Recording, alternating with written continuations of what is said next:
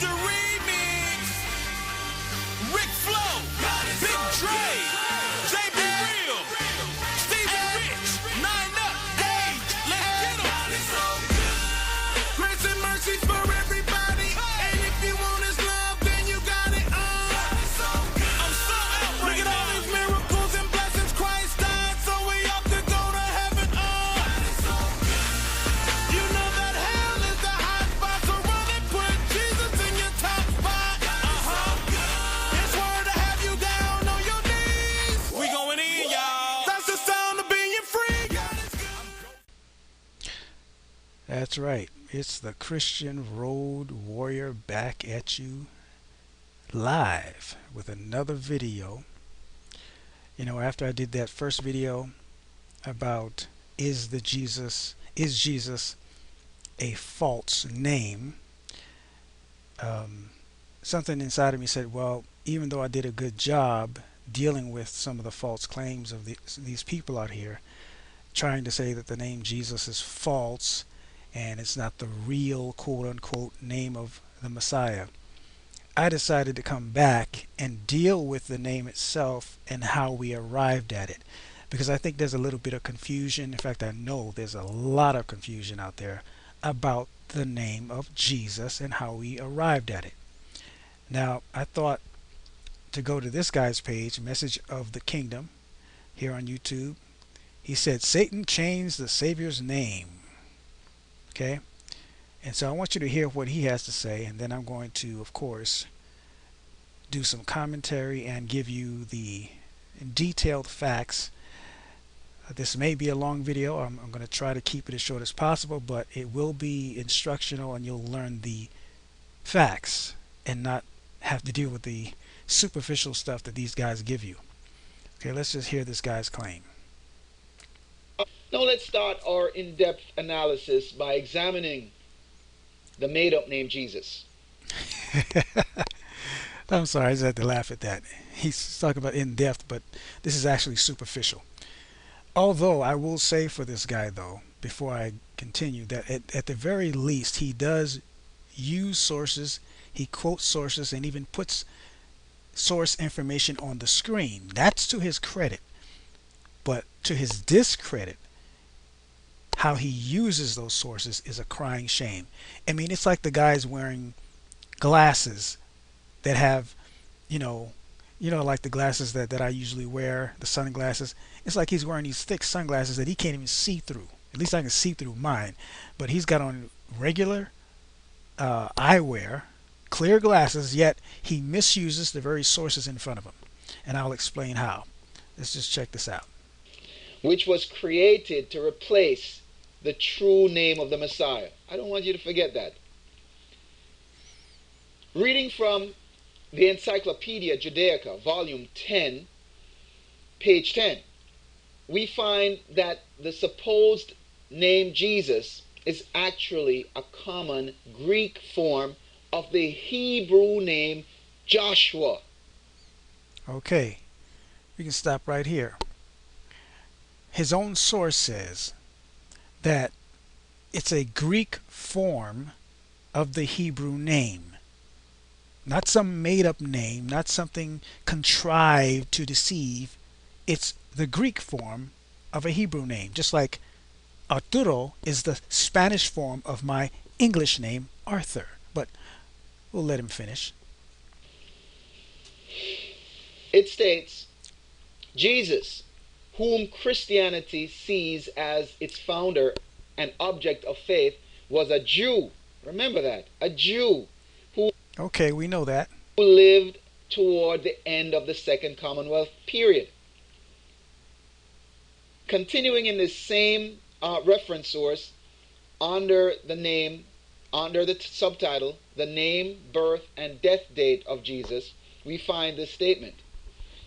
Jesus is the common Greek form of the Hebrew name Joshua. Jesus' father, Joseph, his mother, Mary, or in Hebrew, it tells you right here, Miriam, okay?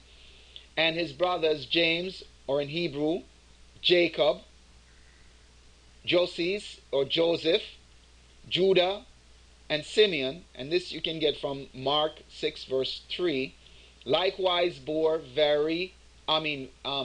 likewise bore very popular Hebrew names. So you see what it's saying here. The Messiah was not Greek, and he did not have a Greek name. Hold up. Now, here is a part of the problem with people like this guy and a lot of people I see with some of the comments they make on YouTube. Um, Jesus didn't have to be Greek to have a Greek name. They were living in Palestine during the time of Roman rule, and the Romans took over and were using Greek. You see, in the Gospels, we see Jesus talking to a Roman centurion. What language did he talk to him in? Huh? They had to be able to communicate, right? Well, history tells us that the Romans adopted Greek, although their native was Latin. So, Jesus spoke to the man in Greek, you see. And too many people do not realize this very important fact that many, indeed most of the people at that time were bilingual or even trilingual. Jesus spoke Greek. He lived in a time where everybody around him spoke Greek. The Romans did, the Greeks of course did, and even hundreds of years before Jesus was born, the Jews turned their own Hebrew Bible into Greek. Question: how do you turn your Hebrew Bible into another language if you don't know it? You can't.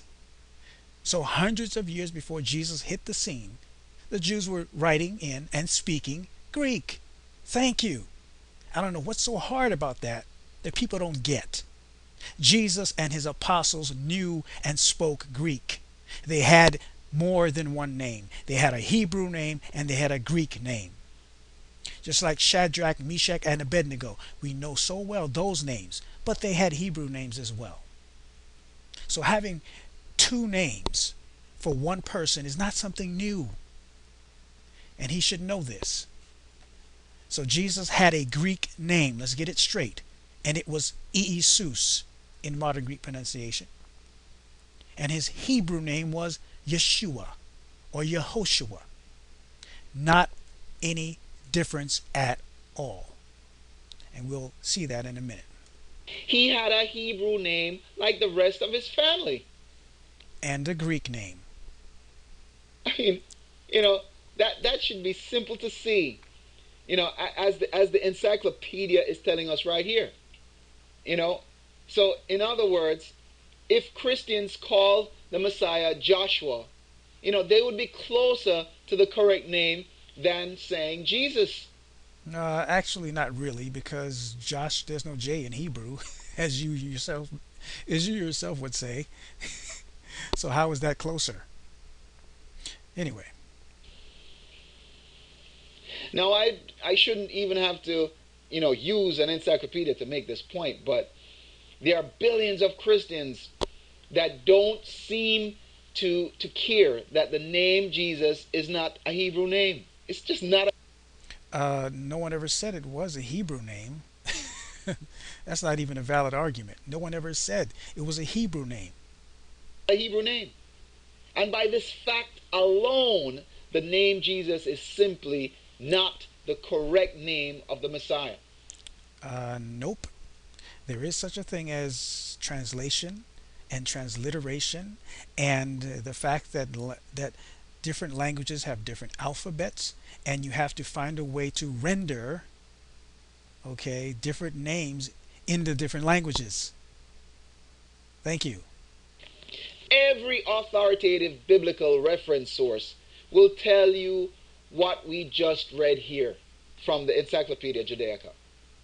It's common knowledge among the biblical scholarly community. But the fact is that most of the Christian world is not aware of this. I mean, I'm talking about the lay people, okay? And even many of the priests. preachers, and they wouldn't even want anyone to show it to them either. You see? And let's read again from the Encyclopedia Judaica what it says here, because we need to just remember this single point here. Jesus is the common Greek form of the Hebrew name Joshua. That's right. Jesus is the common Greek form of the Hebrew name. In other words, they're the same thing, except one is Greek and the other is Hebrew. I don't know how he didn't see this. Can somebody get this guy an ophthalmologist? Now we're going to examine this word Joshua. And you will see that some word. Uh-oh. I don't think I should have done that one. Let's get back here. Sorry about that, folks. You will see that some wordsmithing was already done to this name Joshua to hide its correct spelling and pronunciation. Okay. It really bothers me when these guys talk about wordsmithing and hiding this and hiding that. Satan changed this. When you learn different languages, you begin to understand how languages work. And when you understand how languages work over time and how they change, then you don't come up with silly arguments like wordsmithing and all this nonsense. All right, well, I'll get into that just in a little bit. The point being made here is that the Savior had a common Hebrew name, not a Greek name. As I said before, he had a Greek name and a Hebrew name, not either or, both and. Not the Greek name Jesus. Okay? In fact, I want you to turn with me to Acts chapter 7, verse 44. And notice here the sermon that Stephen was given before they stoned him. If you recall, he was talking about the history of the Israelites leaving the land of Egypt and how they brought the tabernacle, the tent of meeting, that Moses built into the land of Canaan under the leadership of Joshua. But I'm going to read from the King James Version so you can see that it actually called Joshua Jesus. In Acts chapter... Okay, I'm just going to prepare you just a little bit for this. I'm not even sure what his point is here, but I'm going to show you why there's this little slight error. That's right, for you King James only folks out there, this little slight error in the early King James Version as to why this actually happened. And once I show you the facts from the original Greek, you'll begin to understand what happened in that version. 7, verse 44, and I'm reading from the King James Version. It says, "Our fathers had the tabernacles of witness in the wilderness, as he had appointed, speaking unto Moses, that he should make it according to the fashion that he had seen." Now, in the next verse, verse 44, Acts 7, verse 45, it says, "Which also our fathers that came after brought in with Jesus into the possession of the Gentiles." You see that? That was supposed to be Joshua, brought in with Joshua into the possession of the Gentiles, whom... See, he's right there, but I'll show you what happened. Whom Yahweh, and I'll substitute God out, okay, put it back the way it's supposed to be, whom Yahweh drove out before the face of our fathers unto the days of David. See, all the way up until David, they were doing this, occupying the land. You know, you don't have to be a biblical scholar to see and understand this. Just read the entire chapter 7 of Acts, and you'll see that this, you'll see this from the context that this person, that the King James And most other translators call Jesus in Acts 7, verse 45, is actually Joshua, the son of Nun, who led the children of Israel after the death of Moses. Okay, he's absolutely correct. Now, after doing some checking, because some of this, when it comes to what I'm about to get into, the Septuagint, the Greek version of the Hebrew Bible, done by Jews, by Hebrews, before the time of Christ, I didn't realize certain things. Didn't mean to hit that. So, I'm going to enlighten you on a couple of things that are very important to know, and that, again, these guys do not tell you in some of their so-called research. Okay, I'll just get my cursor together here. So now let's get into this here with this Jesus here in Acts 7:45. Now, he's correct. Okay, here's the official King James Online Bible. Here's Acts 7:45. This is the 1611 King James Bible. Okay, which also our fathers that came after brought in with. Now, if you notice here, it says Isus. Okay, with the I. Just as some of these guys will tell you, well, the J isn't in the 1611 original King James. Well, yeah, that's true. Okay, the I had somewhat of a Y sound, and I'm going to show you why they used an I in a minute. So here's Isus, but back in these days, they also spelled the word days with an E, Dayes. I mean, there's a lot of changes that happen in language, and they spelled David, as you see here, with a U instead of a V. What's that all about? Languages change over time. Now, if we, excuse me, if we go over to the 1769, where they corrected things just a little bit, we'll change to that version.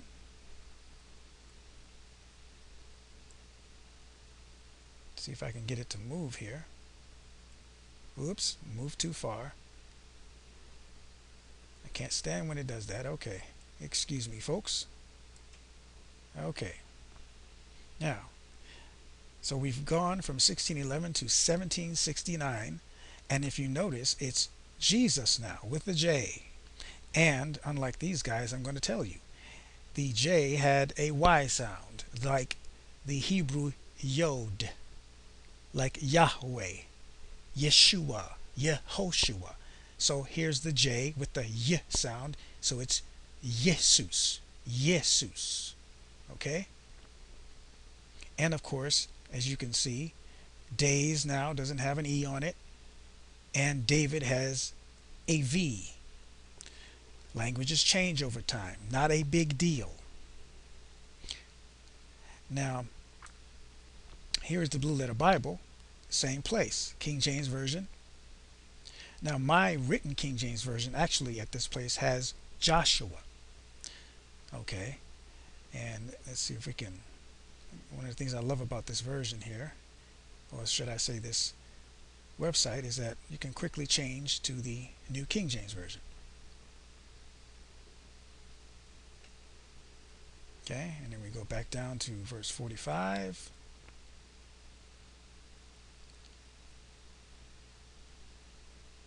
And here you go. Verse 45. As you can see, it says Joshua. Okay? Brought with Joshua. You see, what happened, well, I'll go and let me explain what happened. Why do we have Jesus in the old King James Version, okay, here? And why do we have Joshua? Oops, whoa, that doesn't look too good. Well, I'll get back to this. Okay, that's what happens when you have to magnify the browser. Sometimes it messes up the letters. So why do we have Jesus here and Joshua in the more modern translations? Contextually, it was Joshua. But let me show you something that these guys probably don't know.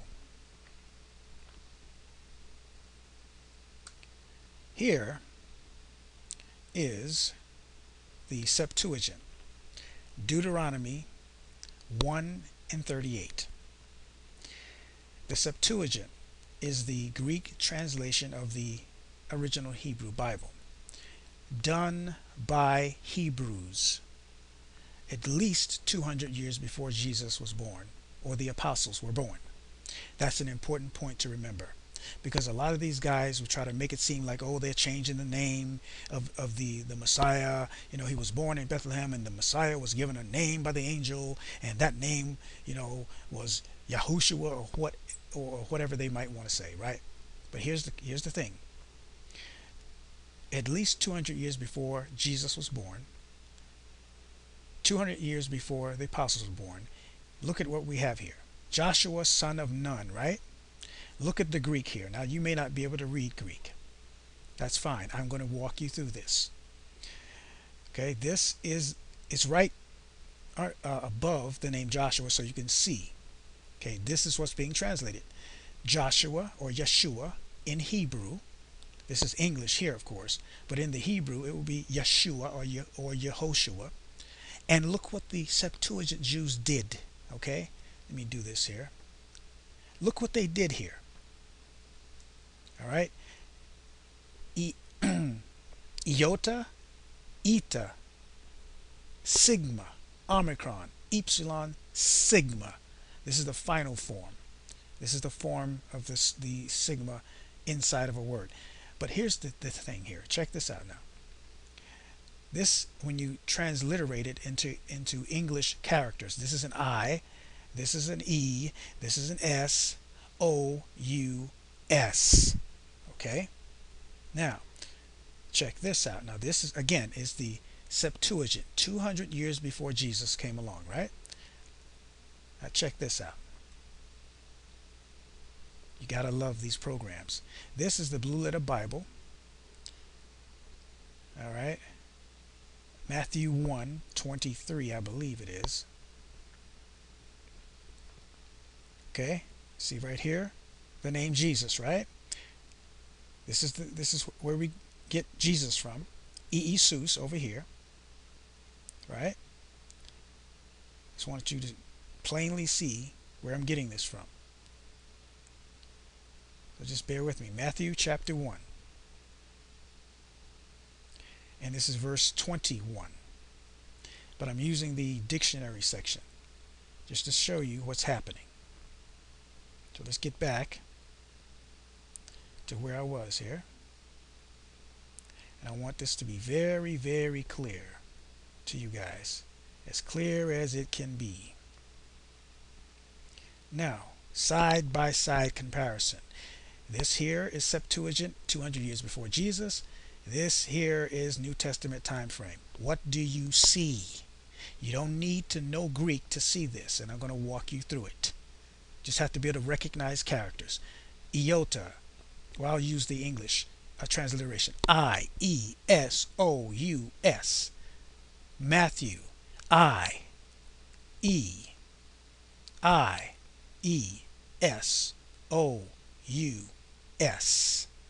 Exact same thing. 200 years before Jesus got here. What does that tell you? Not a made-up name. The Jews over here in the Septuagint transliterated their Yeshua, Yehoshua, into Yesus. You see? So you're going to go back and say, oh, well, the Septuagint Jews are playing games, with the name. No, they know their language better than you do. Meaning you people who are talking about this is a false name and making up all this nonsense. Okay? Same difference here. This is Yesus. In the Septuagint, Yesus. Now, let's get back up here and let me show you, and you should probably be able to see it by now, but let me get back up to the main page here. So now, if in Greek the name Jesus, Yesus, is the same as Joshua in Greek, the translators originally made the mistake of the King James Version, the original one. They made the mistake easily because, as you just saw, it's the same Greek word. So when they looked at Yehoshua in Acts 7:45 and didn't consider the context. They put Jesus. Real simple. You see, that's what happened because they look the same, and I just showed it to you. So now the same problem happened here in Hebrews 4 and 8. Okay, for if Jesus had given them rest, then would he not afterward have spoken of another day? Again, contextually, this shouldn't be Jesus, you see. And that's what you get with your King James Version. But if you go to the New King James Version and most of your newer translations, it will say what it should say right here. Joshua. Okay? Joshua. Because contextually it's Joshua. But in the original Greek of the text, Jesus and Joshua are the same. So if you don't pay attention to the context, you'll put Jesus there. And that's exactly what happened with Hebrews 4 and 8 and Acts 7 and 4. Real simple. Okay? Nothing mysterious, no conspiracy theories needed and all that. Now let me show you something else that's very important here. Let's see, where was I going to go with this? Okay, just a minute. Okay, now, okay, well this got messed up here. So I wanted to quote from a couple of sources here. This is the NIV Theological Dictionary of New Testament Words. I don't have it online, but I do have a copy of it that I can read some pertinent information from that I think you should know. On page 600, under the name Yehoshua that we just looked at. Yehoshua is the Greek form of the Old Testament Jewish name Yeshua, arrived at by transcribing the Hebrew and adding a nominative sigma to facilitate declension. I'm sure these guys don't even know what declension is, but that's when you learn the language, you understand what's going on. That means the noun is going to change according to the sentence structure, whether if the sentence is using Jesus as a subject of the sentence, or speaking in terms of something belonging to Jesus, like the apocalypsis or revelation of Jesus Christ. Well, Jesus's name, the ending is going to change if the genitive case is used or if the nominative case is used. Has nothing to do with anything conspiratorial. It's grammar. Okay, let me finish reading from here. Yeshua, Joshua, seems to have come into general use about the time of the Babylonian exile in place of the older Yehoshua.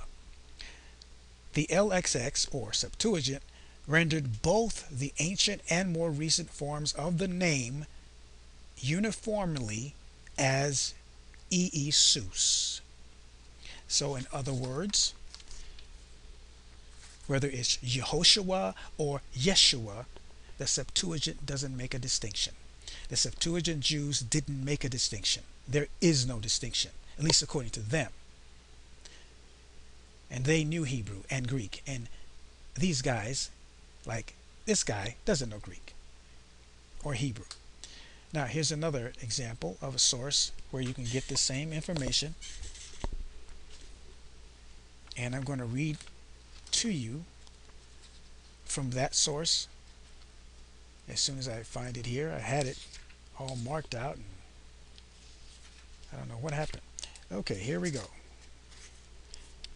On page 604, Yehoshua is a transliteration of the Hebrew Joshua, meaning Jehovah is salvation, that is to say, is the Savior, a common name among the Jews.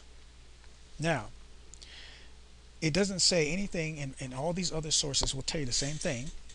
It doesn't say anything about, oh, and by the way, Yehoshua is not the exact same thing as Joshua. It doesn't say that. But this is what these guys sort of eisegete into the text. and play these games. Here's another source you can take a look at. It's called the Theological Dictionary of the New Testament. Very, very detailed resource here that you may want to take a look at from time to time, or even buy the whole volume set. There's many volumes, and there's also an abridged one volume edition that you can get. Excellent volume. It goes into great detail. But basically, I think that's all I needed to point out to you, that Jesus is not a made-up name. It's not a fake name. It's not a false name. And there's no distinction between the Greek form of his name and the Hebrew form of his name. That is an artificial argument made by people like this, who simply do not know the languages, don't know anything about translation or transliteration, and so they speculate about what they don't know. You see, now I've just shown you. In fact, I can do it once more. Yeah, that's one more thing I needed to do. I'm going to show you one more time so that you understand where we get Jesus from. Okay? Now, here is the Hebrew we know from the sources. This is Yehoshua. Hebrew reads from right to left. Greek reads from left to right. Okay? This is Yehoshua. Or the other form is Yeshua. Here is the Greek underneath, as all the sources admit. Okay? That this is a translation or transliteration of this. Same difference. There is no difference. This is Sus. All right? When you get down here to your 1611 King James, as I showed you earlier, what we have here is Sus, an exact transliteration of what was in the Greek. That's why the 1611 King James reads as it does. No shenanigans going on. Okay? Nothing. But just simple, basic transliteration. And again, remember that the I had somewhat of a Y sound back then. Okay? You got to remember that. So it would have been Jesus. Okay? Sus. Now come down to your modern English down here, right? Modern English. And I hope you can see what's happening here, especially from the Greek down to your 1611, down to your modern. Here is the J. The J had an initial Y sound, initially rather. So you have the Jesus. Okay? Later we got the J sound. Y is irrelevant, but the point is it had a Y sound initially.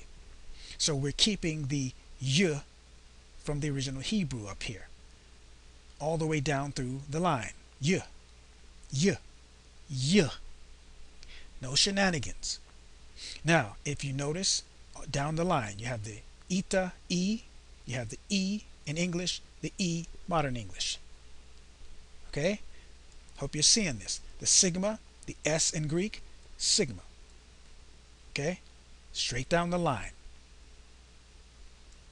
Now, apparently, if you notice here in the Greek, the omicron or the O is there. Go down to 1611, the O is there. Modern, they dropped it. Okay, interestingly enough. They dropped it. Now, go back up. In the Greek, you have the epsilon, which becomes a U in English, transliteration. So you got your U here, and you got your U here. So far, so good, right? Go back up to the Greek, your sigma, final form, which looks slightly different from the form that's in the middle of the word, but same difference. It's the same letter. It's just it has a final form, the way it looks at the end of the word. No difference in meaning. So you got your S sigma there. 1611 King James, your sigma. Modern, sigma. So what's the difference between the original Greek here and the modern English here? A missing O. That's it. A missing O. And here's the thing. And since I've studied Hebrew and Greek and learned how these languages work, and I know English, so I can do some thinking and comparing of the languages, you understand that languages, because people use languages, they like them to be elegant, they like them to be streamlined. That's where we get slang from. We don't want to say the whole thing. We don't want to say what's up all the time, so we start saying sup. We shorten things. So, look at this here. Okay? Jesus. Okay? Jesus in the 1611. Modern. Using the early Y sound of the J. Jesus. Jesus. What's the difference? So the language simply evolved, so to speak, and they said, well, we don't need this O because the us sound is the same thing. It's Jesus. Jesus. You still get the same basic sound as you have here. So, like languages like to economize, or people like to economize as they use language, rather, it became Jesus. It's not that hard, people. There's no wild conspiracy theory about Satan or anyone else changing the name and all this nonsense. It's just this simple. So hopefully you understand what's going on here. It's no shenanigans, no devil changing the name and all this foolishness. It's simple language changes over time. And you get the Jews in the Septuagint taking their Yehoshua or their Yeshua, turning it into Yesus, and the King James translators just transliterating absolute letter for letter Jesus or Jesus, and then modern taking the Jesus, the Y Jesus, and we got Jesus. Simple stuff. So please do not believe the nonsense from these guys here. Learn the facts and get more detailed information from those who know what they're talking about. And I'm not the only one who knows this stuff. The scholars that he was talking about knows this stuff. But he would ignore the very sources that he himself quotes that tells him that, Jesus or Jesus equals Joshua or Yeshua. Same difference. There is no difference. Okay? Jesus is not a false, made-up name. It is the name of the Messiah, the Mashiach, in the English language. Just like Jesus is his name in the Greek language. Just like Yeshua is his name in the Hebrew language. People need to stop playing these games and start doing more than superficial research. This is the Christian Road Warrior. I hope you were blessed by this, and I am out of here. God bless you. Know the truth, and let that truth make you free.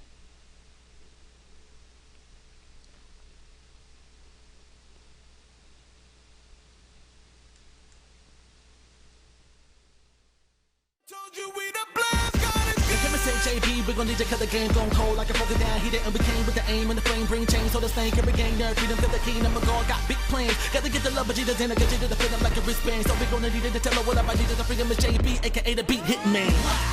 Loving how the Lord's break a change, take a lane to raise the pain. So whatever you hearing me on the track, no I'm taking aim. And the enemy who planning on sending me the hair, but I'm setting on favors plain. Praising my God like I lost my mind, but the enemy's mad that his days are wane. God breaking them shackles off, God shows up, haters backing off. Keeping the mind state, elevate my face, taking on my bed, watch like Hasselhoff. Blasting off, faith on the milli, going silly on the track, gonna listen and his voice. Beat just been killed by the hitman, and praises the invoice, he's so good. I look up to the sky and thank the Lord for this day. So I pray to invade the lives of the unsaved. His love crashes down on you like a big wave, so you don't succumb to the enemy like a slave. Cause I don't think you realize the love he got for you. He forgave me my sins and I didn't think that was possible. I had a roster full, now nothing nothing's impossible, cause I live for him. So I'm asking, what's stopping you?